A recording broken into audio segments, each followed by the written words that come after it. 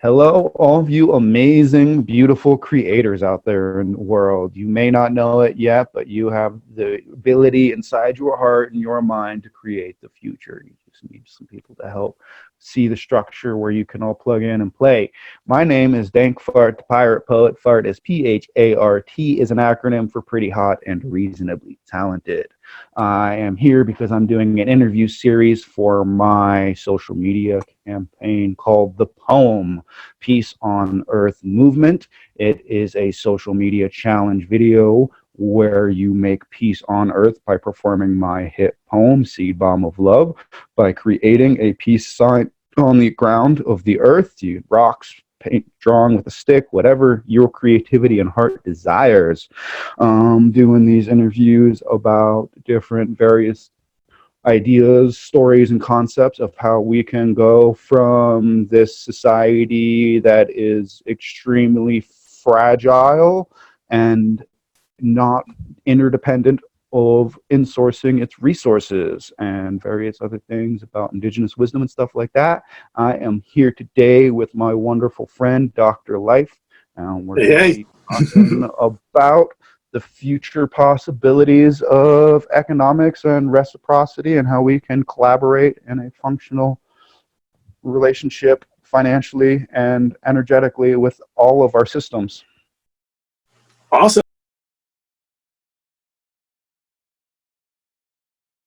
Thanks for having me, man. I think, like we've said, and you and I have talked many times so far, that in order to be sustainable and to actually think about, not to think about, but to create that sustainable world that we're talking about. We're not just talking about the earth, and making sure the earth is in good shape and regenerating, but that human systems are in good shape so that we can create a consciousness around sustainability and regeneration that will then help everyone with their part in keeping the planet sustainable and regenerative. So this is really the crux of our new conscious movement, or in your terms, that new conscious revolution. And I think this is good stuff. So thanks for having me. Yeah, it's a pleasure. This is what I have no doubt that this is what I'm here on this planet to do and to help bring in, and just, it's a joy to be on this mission and with you. So I guess a good place to start would be how our current economic model works, and then how we can transition out of that. Awesome. Okay. All right. So let me give you a little bit of background. My name is Dr. Brian Hewlett. I'm actually a social scientist, a doctor of social psychology, and I have a sub interest in economics, so social economics. So Dr. Life is my pseudonym, right? Pseudonym, which means also it's an acronym that stands for Limitless Ideas and Free Environments, because the whole idea of this set of teachings that I do, and I call them life lessons, is that people are limited or limiting themselves in their behaviors relative to the ideas that they hold. And the ideas that they hold about what they can do are all relative to our socialization and what we're socialized to believe and what we are, in some cases, brainwashed to believe. So that limits our capacity to create environments of freedom because we believe we can't. And so if we can open and free ourselves from some of those limitations and become more limitless in our thoughts, we obviously will then become more limitless in the creation of environments of freedom. So how does that fit into the current economy? Well, the current economic system, which I'm going to label American capitalism, because that's really important, or U.S. And American capitalism is best because America is an ideology in terms of sociology, in ideological nationalism, right? Which is saying that America is a state, a nation state, where the people should be free, the people should have free enterprise, that we should be democratic, right? That there's a set of people that have meritocratically gotten to the top, and there should be a ladder that we climb, and everyone should achieve their resources rather than actually be given them. And all of those pieces are pieces to an ideological nationalism that we have. And that ideological nationalism dictates what is going on with our economy, right? And so we have a capitalist economy, but the economy is not truly capitalist. It's realistically an oligarchic capitalism, and or a corporatocracy, where we actually have a set of people who own a lot of the enterprise, and they don't just own a lot of the enterprise, but they control what happens in the markets and the sectors of enterprises through the currency system that we have. And that is a big problem, because that currency system and the way that it's been designed is designed to extract from the majority of the people who actually are helping to produce the products and services that are requested in the markets that we have in American capitalism. So, and designed not to extract from those owners and those corporate oligarchs that actually are at the top, and allow them to accumulate more wealth. And as they extract the wealth from the middle classes and the lower class workers, who are, again, majority part of the economic system. So there you go. That's the economic system that we have. And those, in a nutshell, are problems that we have with it. It's interesting, the whole, they've used the human energy capital, which I think is the most basic structural economic unit of our reality. And they're extracting all of it and working for the system that extracts it, but doesn't puts as little back in as possible in order to just keep it all going. So, yeah, when you say human energy, you're right. I mean, human labor is human energy. Human energy and labor are the same thing, right? Yes. And we labor in our human energy in two ways. We labor by doing, actually, we will say three ways, because human psychology is involved or extends into three different aspects. We think, right? We put thoughts together and build constructs and construct concepts with our cognitive abilities. We have our affective or our emotional abilities, and our emotional work, right? What makes us motivated, which makes us feel bad, or fear or sentiment, right? Those are all affective. That's effective work. That's effective energy that we use, or emotional energy that we use. And of course, there's motor activity, which is us moving around and doing things, right?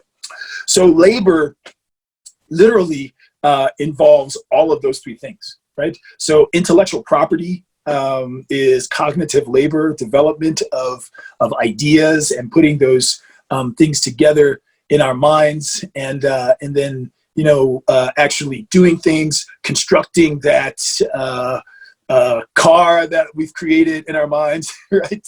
Like the Eastern Germans did. The Eastern Germans did when they created the Trabi, which is a car that they ended up creating after the wall was put up to separate them from the West. So they physically created a new car. And then, that emotion of having to, like we're dealing with right now with the COVID-19 crisis, is that we need to emotionally be connected to and emotionally put our work, emotional work, into trying to help people and trying to make sure that the people that we love are taken care of. And as people are dying, and those people that love them need belonging, feelings of belonging because they're losing the people that are closest to them, you know, that's emotional work. That's emotional labor that we all have to deal with. So so now we understand that a labor is involved, and when you're talking about that human energy, that's what you're talking about. And that human energy, dude, is definitely extracted and exploited, right? So that's the key word right there. Exploited, right? So, like if we were all extracting the energy to get, like, if it was like, okay, they came up with the infrastructure and they were using and we were extracting, but if we were able to receive some of the bounty that was extracted, everything would be chill. Right. And you wouldn't feel so exploited, right?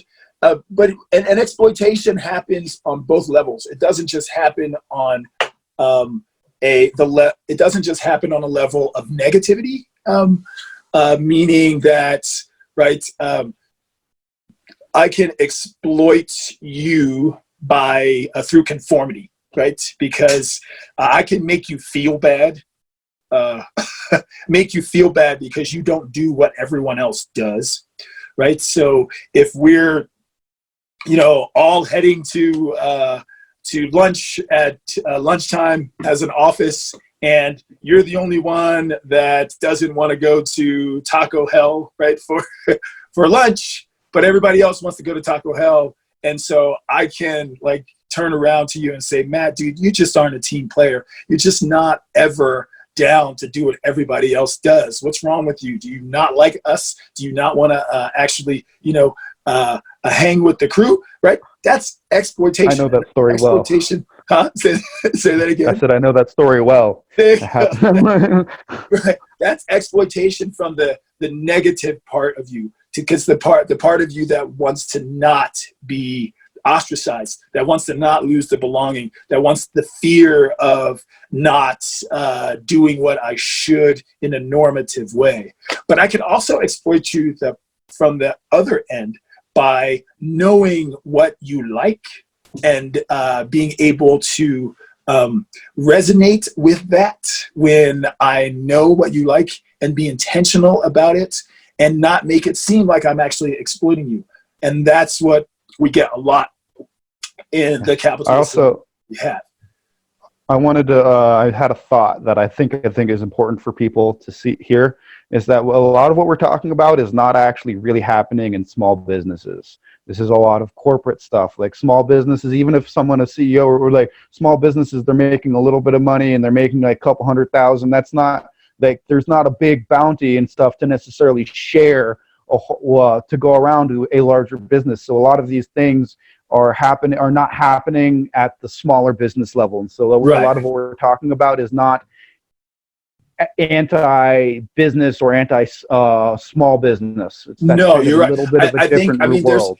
There's basically, we talk about in social sciences 3 types of leadership, and there's authoritarian leadership, which is the my way or the highway model. There's the democratic leadership, which is, hey, I want to hear from all of you, and then I'll make a decision, get all your information, and I'll make a decision as a leader. And then there's that laissez-faire leadership model that's saying, hey, whatever you want to do, let's get all of your information together, and then we'll all make, and then we'll, based on what the data shows, we'll make a decision. And I think the smaller a business, or the less people involved, the more it's going to move towards the laissez-faire end, and the larger it gets, the more it's going to move towards the authoritarian end. And it doesn't have to, and we have to be conscious about that. And there are companies that are, as they grow, especially B corporations and all of the new types of designations and the new structures that we see, are trying to move and trying to maintain a laissez-faire to democratic model in that leadership. So yes, I agree with you. I think it's not very prevalent as much in smaller businesses, and we should make sure we remember that, because that's why we should have small businesses and try not to create larger centralized systems. Decentralized systems that interact in networks is much better than larger systems. There we go. Nailed it right on the head. Decentralized network. communities that work in network. Yes, networks and sectors and being aware. It's what I call a cellular model instead of a franchise model. There you go. Or the mycelial model, right? Yeah, which we talked exactly. about. Well, there you go. So, yeah. So, where were before the? We were talking about, I think a good place to go, it would be pay attention to how to move out of the extractive and creating businesses and models that can be supportive of the laborers and the more high up level of the people in the business that are working doing different jobs, because some of those jobs, like a laborer doesn't, someone that's which wants to do, there's nothing wrong with working with your hands. There's people that just want to work with their hands, and they don't want to be up in the boardroom having to deal with all of these other little cognitive stuff that, but they both have to work together. And so it's like, how do we create that model that like brings value to everyone, and then within that, if the business isn't able to provide the needs for everybody in the business, then it's not a viable business. That's correct. It's got to be enterprise, right? And so, because the last point that I was needed to make about what we were talking just before, which will lead into this, is that there's a positive exploitation, right? And that positive exploitation is resonating with you. And so, in order for a business to be sustainable, everyone in the business has to have a buy-in to what's happening, versus feeling like I'm an exploited part of the enterprise.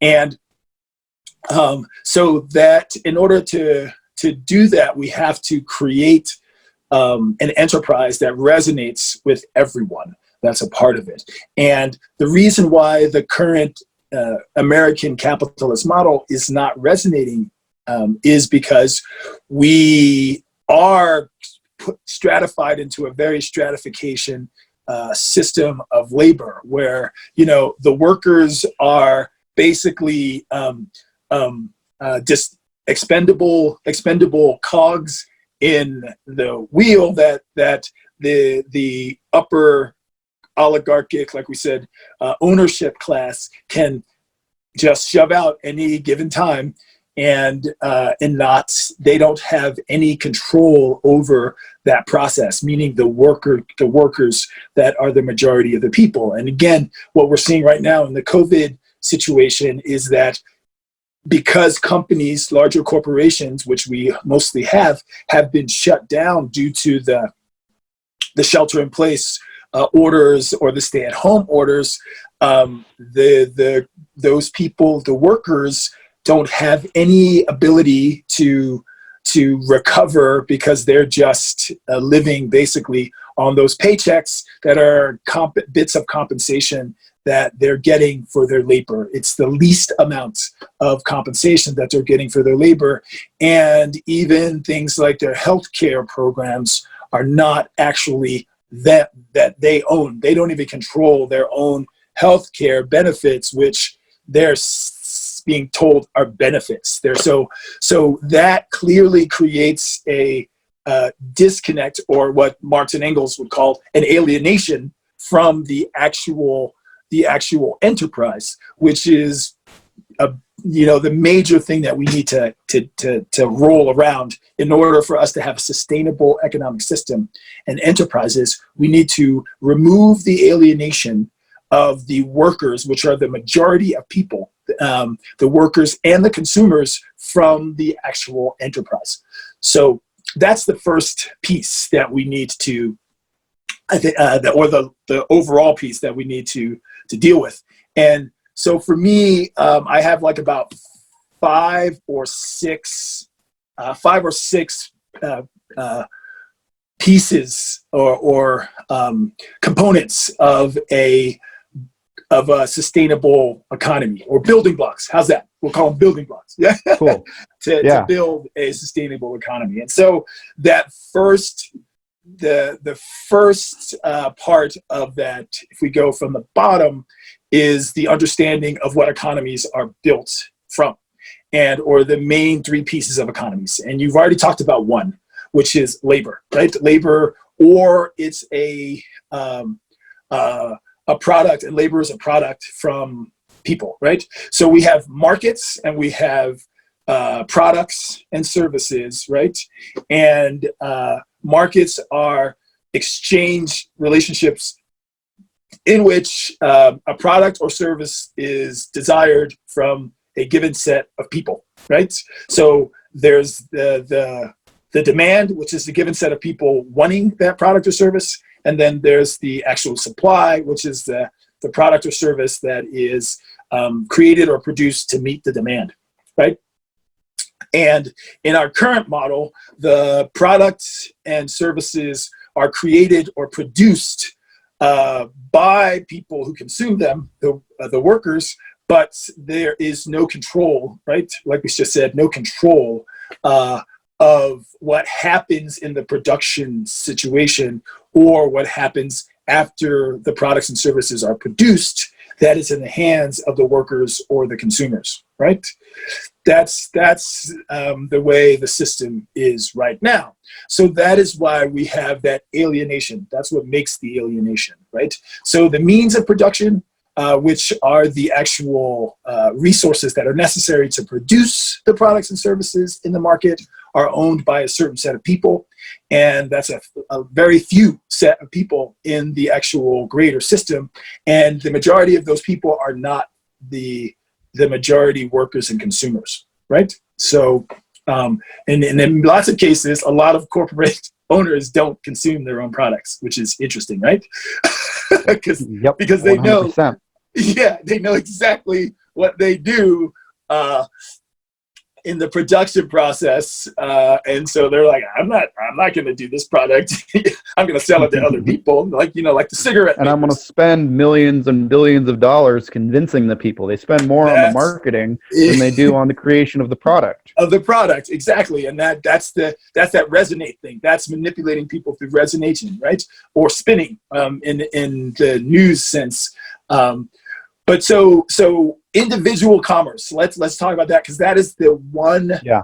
That is a very important building block. So commerce has to go back to individual markets and supply and demand, right? So right now, you and I don't have the right in realistically to direct negotiation. We can do direct negotiation, but there's a limitation, and because the way the corporatocracy works, we can only do a certain amount, and right. So there really isn't a free commercial market. It's a limited commercial market that is regulated, right? And so we need to take to get to where we need to go. We need to go back to and allow, in a greater sense, the direct negotiation of products and services supply with a consumer and worker. So yes, we're talking about what people go, you're talking about bartering. Yes, we're talking about bartering, but it's bartering because bartering is what commerce is, right? So you have, trees that you grow that produce fruit, right? I have horses that I lend out for labor. And you, as a consumer, right, need those horses to till your fields to help grow your trees, right? I, as a consumer, have the need for the fruit that comes from your trees, right? So because I need to eat.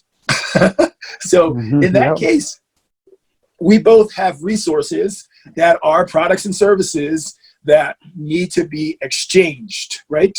And commerce is, that market is our exchange market, and commerce says that you and I should be able to actually say, hey, how many of those apples or lemons or whatever kind of trees you got can I get for the use of my horses for 15 hours? What do you say?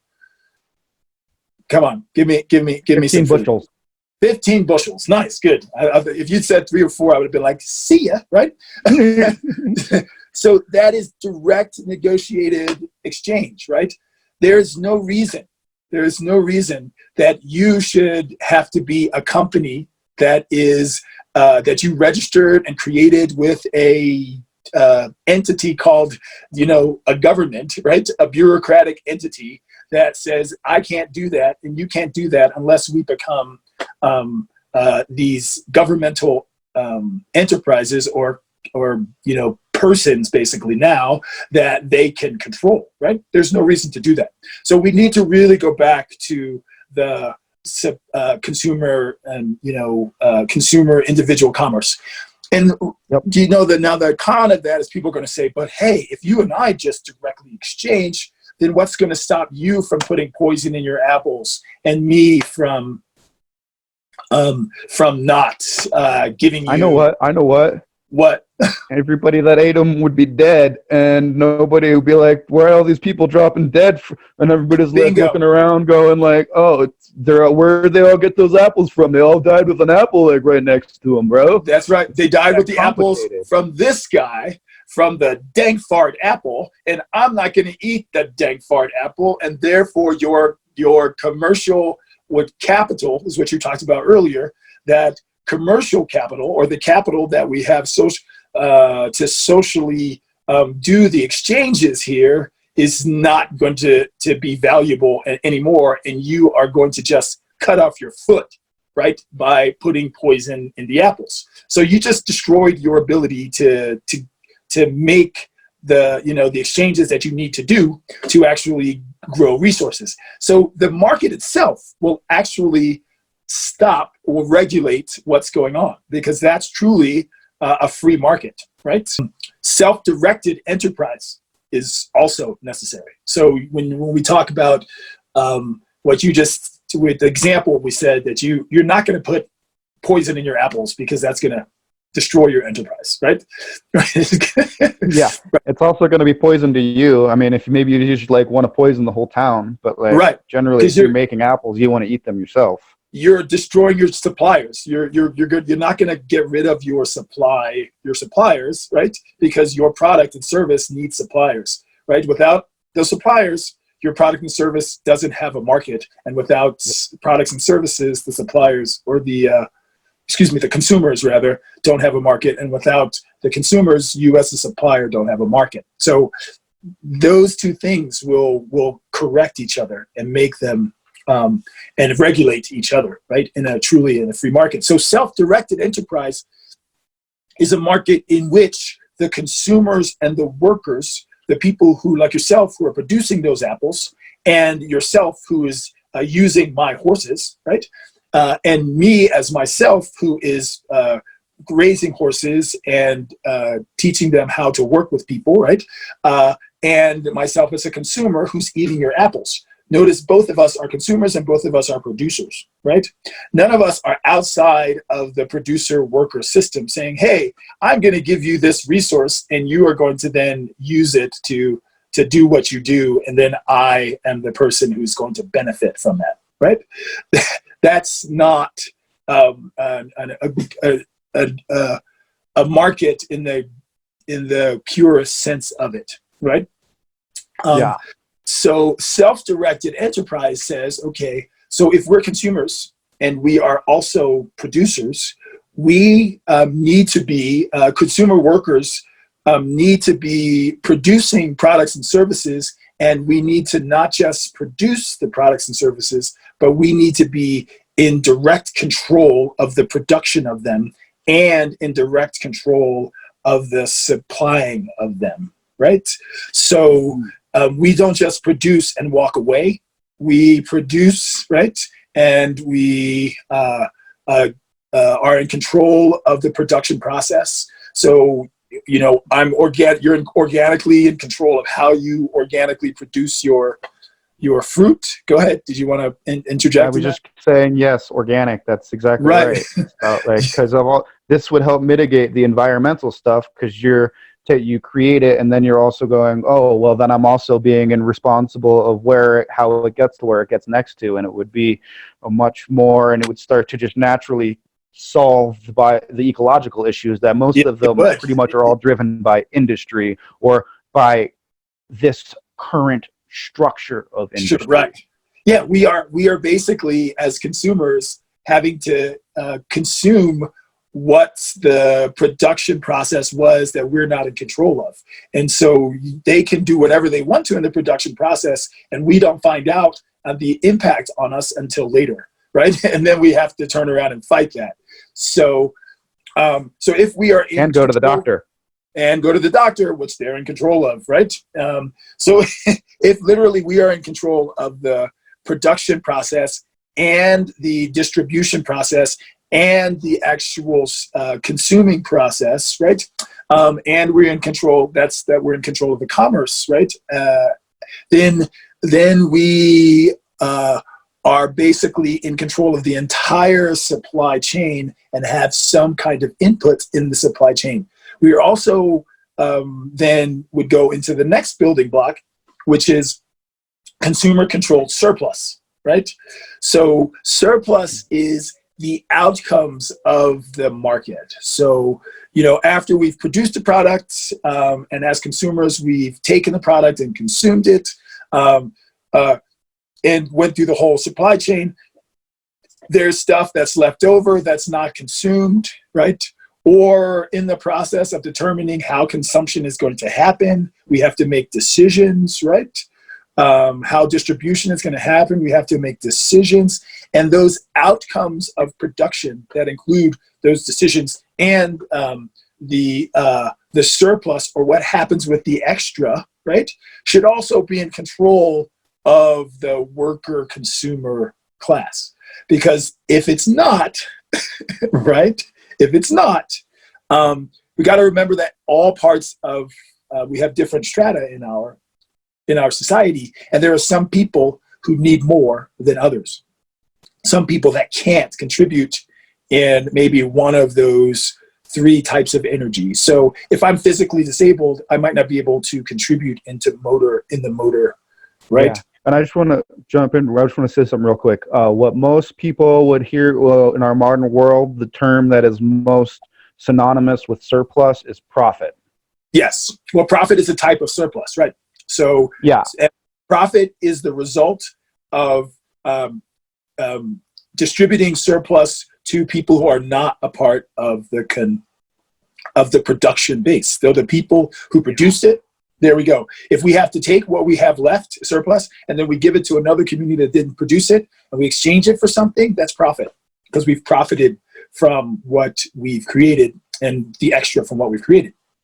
So yeah, so that profit is definitely a type of surplus. And then there's, you know, other surplus types as well that just are outcomes. So like social capital, or the ability to sell more, right? Because our product is superior to another product. So you've got poison apples and you don't, and wow. So a part of your surplus is the ability, a fungibility to exchange more, right? So yeah, so there you go. So that's really important in terms of moving to a sustainable system, because the consumers, the producers, need to be in control of what happens. So if we were, for giving a good example, if the consumers and the workers of the state of Colorado were in control of the actual natural resources of our state, right? And we had the decision-making power to say, no, we're not going to have, what's their name from the pipeline? We're not. There's so many of them. I don't know specifics. There's, the fracking. Yeah. Yeah, we're not going to allow companies to do that. Or we might say only 10% of the land will be done for that. But the point is, the consumers who are producing it have the actual power to determine what the outcomes, the surplus outcomes are, rather than a set of people who are not producing and not consuming the resources that they're in control of. And part of this is like a really prime example, because I was involved with Standing Rock back in all of that with Dakota Access Pipeline. And one of the nights in Boulder, we were there with a benefit concert that was happening for it. And there was a guy there who was working for the oil company. And he came in and started, like, he just was a little bit tipsy, and kind of his heart was opened. He was really warmed at first. He was like, what is going on here? I'm going to be all salty. These are people are anti-me. And we got him up on stage and like blessed him and like sang like medicine healing songs to him.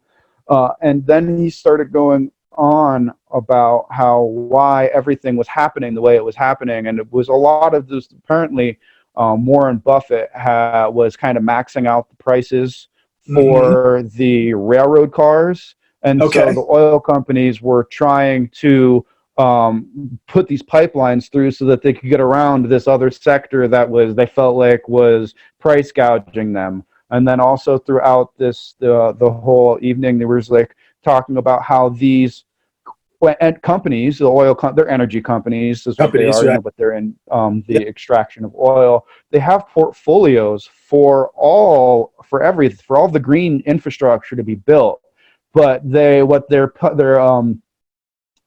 pitch or tagline is that, well, the consumer's not asking for it yet, so we're not going to create it yet, even though they're creating the marketing that is guiding the consumer That's correct. around it. And that's the problem with the current American capitalist system. It's not truly a free market. It's manipulated, because a truly free market would be supply based on demand, and demand based on consumer worker demand, right? So educated consumer. That's correct. So versus what we have products that are created, and a supply is created, and then we are manipulated into utilizing those products, which is a manipulated demand, right? Yep. And that, I don't believe for a moment that cars can only get 30 miles an hour to a gallon for gas. That's right. Planned obsolescence. So look at now. No one thinks twice about a set of light bulbs that lasts for months. But 10 years ago, before they released the planned obsolescence regulation, you could only buy a bulb that lasted like for a couple of months, which is crazy, right? Yep. So I've heard stories that the first light bulb ever created still somewhat works. Yeah, I'm sure that that the technology of it, just like cell phones, are the same. I mean, technology of cell phones, technology is way in the future, but they won't release. They'll release a little bit, so that so they manipulate our market, our desire to supply, to have that, right? Yeah. In order to make profit, capital gains, excessive capital gains. That's exactly right. So there we go. So the next piece is that closed sector. We need to have closed sectors in our markets, and people are like, well, aren't you about sharing? Yes, we talked about sharing and artists being sharing, but we need to be very specific with who we share, because we know that if you have intellectual property right now and you share your intellectual property with somebody who has the resources to steal it and create it, they damn sure will. And not give you anything. Right? It's built into our culture. I mean, all these business movies like Chevy Chase, A Christmas, National Lampoon's Christmas. It's always that same theory, that same thing of like where the guy's doing all the work in the office, and then he's like competing, and then all of a sudden the dude above him just takes everything, and he goes, "Well, it's all mine now." I mean, that's like the common story in all of these mainstream movies of business. Yes, because that's the American capitalist system that we have, and the model that we have, and we are saying that is not sustainable. It is not sustainable for massive amounts, the overwhelming 70 to 80 and 90% of the people. Well, let's say 70 to 80, because 70 to maybe the top 1% are management or top CEOs and stuff like that, right? But 70 to 80% of the people, right, are actually producing and doing all of those,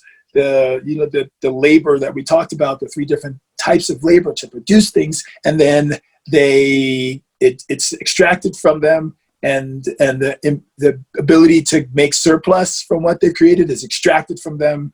The ability to make profit from what they've created is extracted from them, right? All of those things are extracted to these people, certain set of people, which we're talking about, that actually have the ability to do all of that. So that is realistically not sustainable, because in order for a system to be sustainable, the majority of people have to actually be able to fix their product, to be able to hear back about what's going on with their product, to be able to know what the market wants and how the market needs their product to develop and change and shift. And so in order for us to keep tabs of that, we need to actually have closed markets where we, as a sector of production, and that sector of production could also be communities. It doesn't have to be, specific stratified labor sections. We're talking sectors. We're talking about, like in the festival example, we have the festival economy, and then we have festivals, which are events that different sectors come together to do. And those sectors involve like the food vendor producers sector, the merchandise producers sectors, the artists, visual artists production sector, the performing artists production sector, the musicians sector, right? All these different sectors that exist, that production, environmental services, porta potties, all that stuff that happens comes together. Venues, don't forget those guys, and healthcare people, all come together to create an event, but they're all a part of different sectors.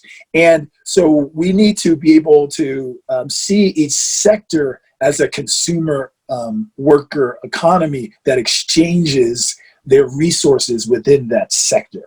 So like healthcare workers should be able to, in that sector, be able to take nurses from, one festival event and go to another festival event. And even though the company the enterprise that they are working under doesn't have a contract for that festival, they are sent to that festival and work because their company is paying them, or giving them compensation to do that. And then the same situation when the company that benefited from that nurse coming for healthcare at that festival has another festival where they're in charge of, that company will send people to help with them, and they pay, they compensate the person who's there. So they're exchanging resources within their sector. And that's a very important part of the sustainable economy as well. We basically exchange resources within a given sector, right? So that sector is closed when it comes to the distribution of the resources. And so the resources stay in our sector and grows because the majority of time they don't leave, right? The majority of time they don't leave. So if you're exchanging, like we just did in that example, there's less that I have to pay in my company to nurses, right? Than I would if I only, it was competing against my other nursing companies, right? So that part is really, really important. We need to exchange resources within the sectors.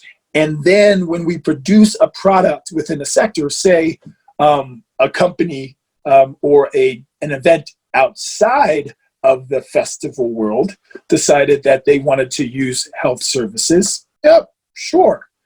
But now you have to exchange resources with us to bring into our sector in order for us to give you resources from our sector. So a closed sector system exchanges resources within the sector and then gets resources, right, that from the other sectors that we take our product and use in a market across different sectors. Does that make sense? Yes, so it makes total sense. And what's the name across? Exchange across. So it's kind of like how the different organs and function within the body, like the liver is doing its thing, but it's not taking everything. It's got to understand and be in relationship with all the other sectors around it and keep things flowing. Right. So it's an organic. What's the other word? Cooperative, right? Which is very important. An organic cooperative exchange system that does not deplete the resources of a given sector, because you are actually just switching the resources around within the sector to different people involved, and then you are bringing in resources to grow that by when you actually do use it, your resources outside of the sector, right? Yep. I'm also envisioning that within this, we're not working 40 hours a week. So maybe one of those nurses wanted to learn how to play some music, and then they play some music in the offhand side, and they've got a whole like array of music that they give to the world that brings them more resources.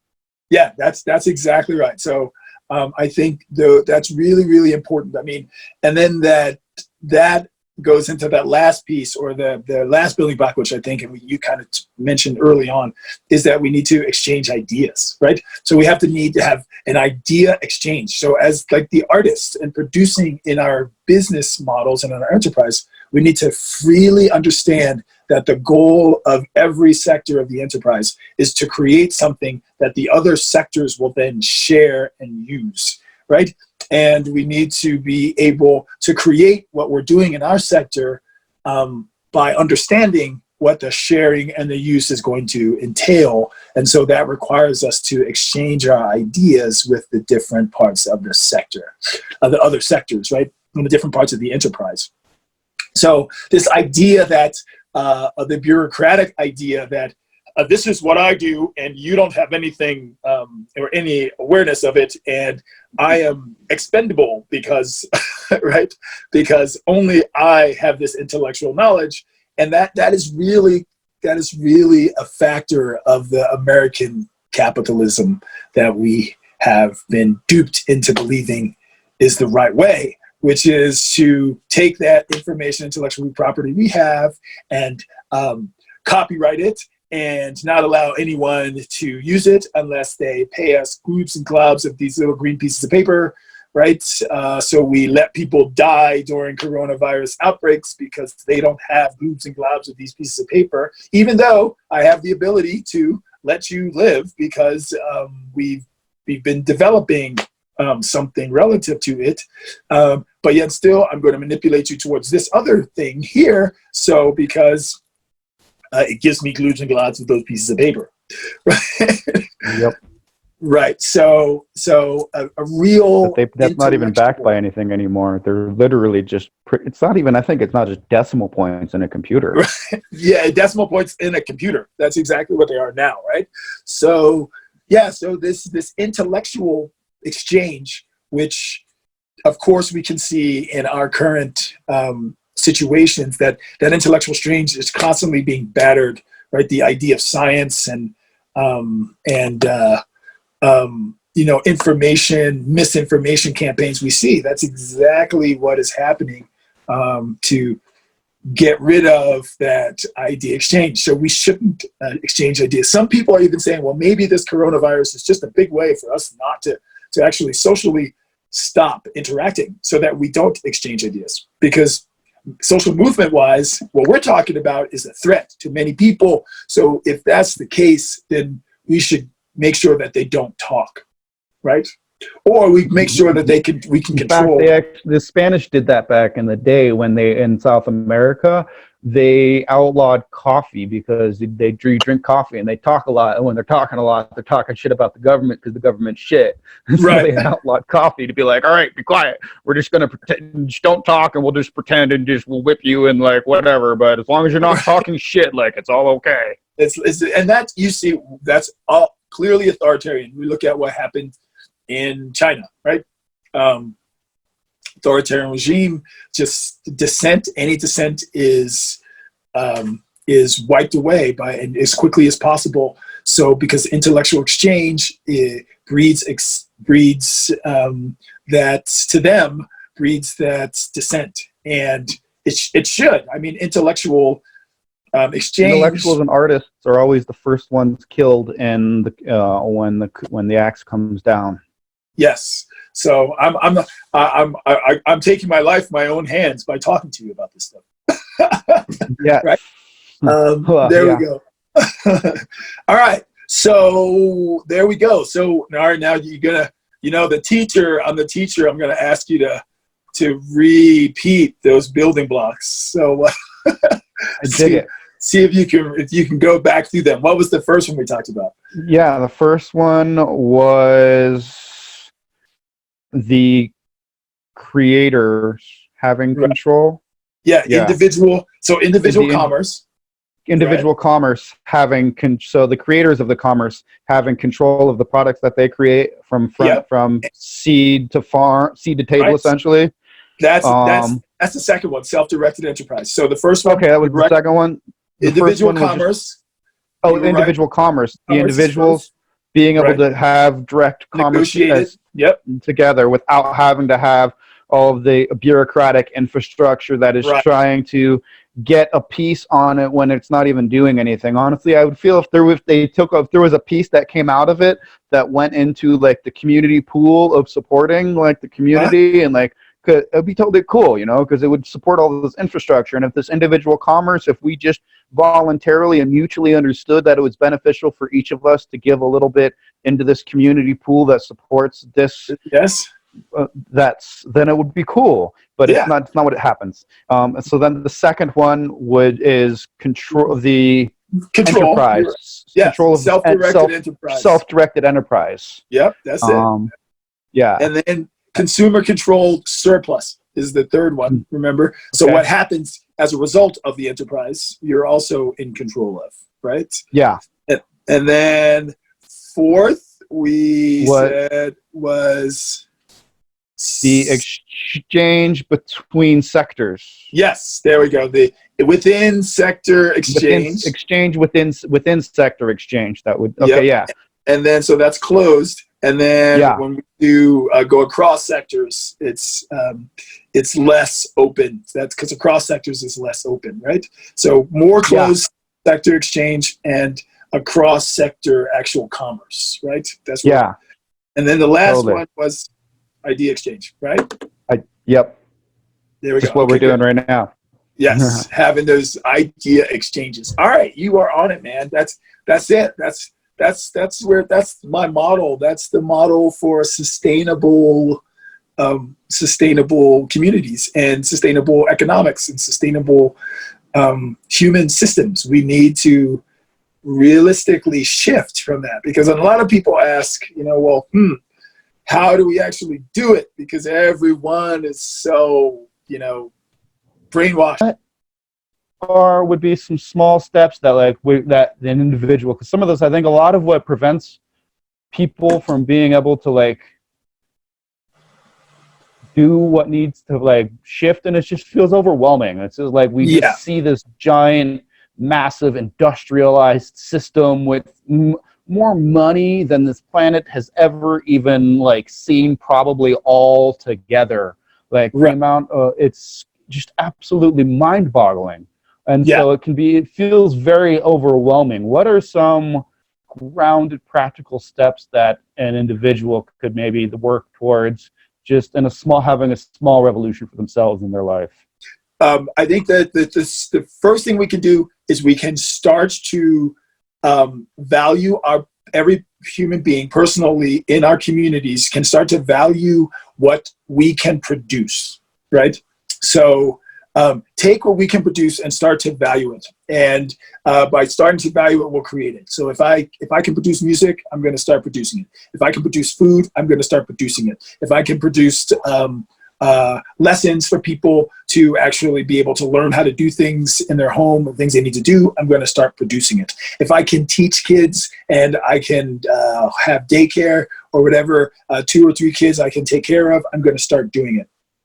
So entrepreneurship, that idea of your worth, your value is what you have the ability to do, is the first thing to do. Then when you start valuing that, right, you can actually become an entrepreneur and actually understand the traditional model of capitalism, like we started with, is just to have a market. There's a market for what I do, and I need to go and find that market for what I do, the people who I can supply that to and the people who want what I want. So then create networks of yourself, market networks, right? create those market networks so that you can take what you do and it can be valued by not just you, but the other people out there who would consume what you do, right? Consume your products. Then only starts to exchange with people who are in those markets. People who, like there's only art on my wall. This is the first time ever in my history of life, and I don't know why it's taken so long to actually only have art on my wall that is artists in my community. Why on earth would I have art anything else? Why would I go into a Walmart and buy that, right? And we need to start, 100%. right? We need to start thinking about that. And if there is not resources that I can exchange with people in my communities, do it. Why can't I go to my neighbor down the street and say, hey, can we all get together and pay a larger amount for our internet, and then we share the cost of it, right? Because literally, I can get your signal from across the street, you can get mine from across the street. Why don't we just like cooperate and do that? And then that way we could actually go and take that block to people who are in our community that own internet service and actually do that and buy it from them, right? Or yep. exchange with it from them. So when we move up that trajectory, then once we are starting to only exchange with things in our, we're creating an enclave is what it is. We create an enclave of markets, a market enclave. And then as we create a market enclave, we then start to see the resources flowing less out of our community or out of our group and out of our sector, and we start to see the resources growing, right? And then as the resources in our sector grow, we have to actually, as a block, become political, meaning we have to literally take our sectors that are growing and have resources and actually translate that into voice and actually tell our communities, this is what we want our communities yep. to look, and this is how we are going to live in our communities, and get that voice from everybody in our communities. And I think and working from a place of energetic abundance. That's correct. So that we can just maybe you don't have to be asking for whatever. We have the ability to just create it, and we just have to figure out how to linguistically create the infrastructure so that the powers that be will not be inhibiting our ability to create that. And the creation of this will also empower them, because they're spending however many hours a day worrying about all of this stuff. How stressed out are they? This is where we can all take a breath and get off this hamster wheel. There we go. And by doing that, we'll also create the need or the transition to self-directed enterprise. Because if we think about what we said about the group of people coming together, more and more people coming together and cooperating in the consumerization of the resources, and then they turn into a block of political block that goes back to, say, a utility that was providing our internet resources, and say, all right, we have enough resources to make our own, but since you already do this, we can bring you into the community, and we can use the model of exchange and move to that model of exchange and self-direction where we own things as well, or we can leave you out and do it ourselves. What's going to happen, right? Exactly. The utility is probably going to be like, I'm going to either lose all of my business or lose some of my business. And it's the business that they're losing is only making an absurd amount of profit that the workers are not benefiting from. Right. And like these systems, if they just were to re-examine the energetics a little bit, just a little bit. All of a sudden, like, it would provide abundance for everybody, and then they wouldn't have to be going into court and like having all these lawyers and an army of whatever and like sweating bullets and like what because of they're all worried about whatever. Right, but they're also wouldn't they by doing what we're saying in this process, we'd also be turning those companies to their early example of the person who gave poison to their apples, right?